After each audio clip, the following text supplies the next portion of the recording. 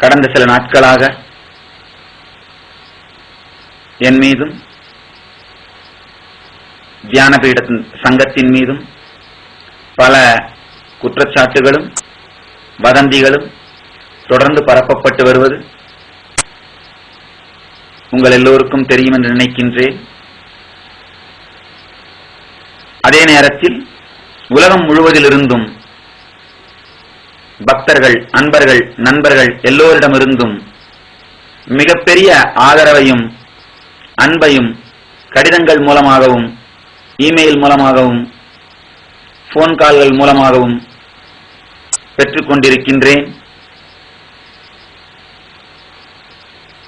என்னுடைய செய்தியினாலும் தியானங்களாலும் பலனடைந்த எல்லா அன்பர்களுக்கும் இந்த வதந்திகளும் குற்றச்சாட்டுகளும் மிகவும் கவலை அளிப்பதாக இருக்கின்றது.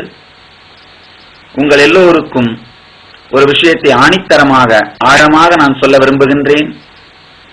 சட்ட ரீதியாக எந்த தவறையும் நானோ தியானபீடமோ செய்யவில்லை. நாங்கள் இந்த குற்றச்சாட்டுகள் மற்றும் வதந்திகள் சார்ந்த எல்லாவிதமான செய்திகளையும் உண்மைகளையும் திரட்ட முயற்சி செய்து கொண்டிருக்கின்றோம். இந்த குற்றச்சாட்டுகள் மற்றும் வதந்திகளுக்கு பின்னால் இருக்கும் காரணங்கள், அவர்களுடைய மன அமைப்பு மற்றும் இவைகளில் இருக்கும் பொய்கள், இவைகளை அனைத்தையும் கண்டறிவதற்காக நாங்கள் எல்லா உண்மைகளையும் திரட்டிக் கொண்டிருக்கின்றோம். இந்த எல்லா குற்றச்சாட்டுகளை பற்றியும் வதந்திகளை பற்றியும் மிக தெளிவாக எல்லாவற்றிற்குமான விடைகளையும் விளக்கத்தையும் அளிக்கின்றேன். தயவு செய்து இந்த செய்திகளை நான் சேகரித்துக் கொண்டிருக்கின்ற இந்த சில நாட்கள் மட்டும் நீங்கள் எல்லோரும் பொறுமையோடு இருக்குமாறு கேட்டுக்கொள்கின்றேன். எல்லா உண்மைகளையும் எல்லா விவரங்களையும் தெரிந்து கொள்ளாமல் எந்த முடிவுக்கும் நீங்கள் வர வேண்டாம் என்று எல்லோரையும் மனம் உருகி கேட்டுக்கொள்ளுகின்றேன்.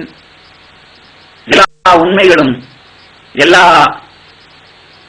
சத்தியங்களும் உங்களுக்கு நிச்சயமாக சொல்லப்படும். இவைகளை சேகரித்துக் கொண்டிருக்கின்றேன். தயவு செய்து அதுவரை எல்லோரும் பொறுமையோடு இருக்குமாறு கேட்டுக்கொள்கின்றேன். நமது அன்பர்கள், பக்தர்கள், சீடர்கள் அனைவரையும் உங்களுடைய பேராதரவுக்காகவும் இது போன்ற கடினமான நேரங்களில் என்னுடன் இருப்பதற்காகவும், தியானபீடத்திற்கு துணை செய்வதற்காகவும், எனக்கு துணை செய்வதற்காகவும் மிகுந்த நன்றியோடு வணங்குகின்றேன். இன்று காலை திரு நித்யானந்த சுவாமிகள் என்னிடம் இமெயில் ஒன்று அனுப்பியிருந்தார்.